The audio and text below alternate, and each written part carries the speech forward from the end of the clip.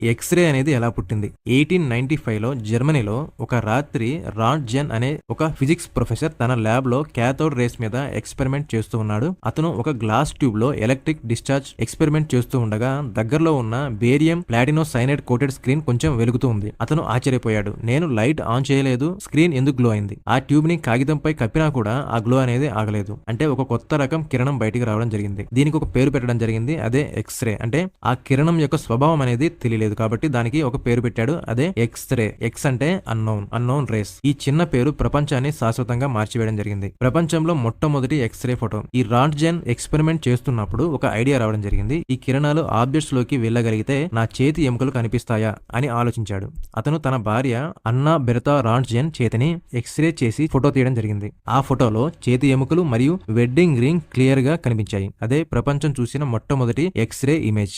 ఆ ఫోటో చూసిన అన్న షాక్ అయ్యి ఇలా చెప్పింది, I have seen my death.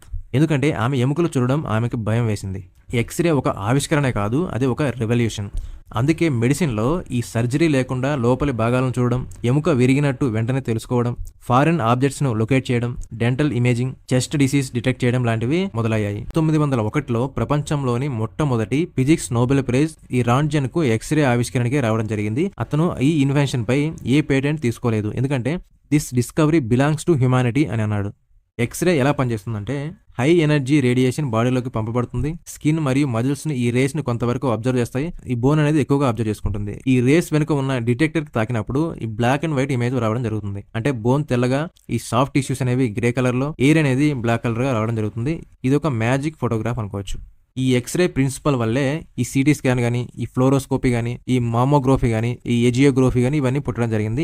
X ray మనిషి శరీరం గురించి తెలిసిన నాలెడ్జ్ ను 1000 రెట్లు పెంచింది.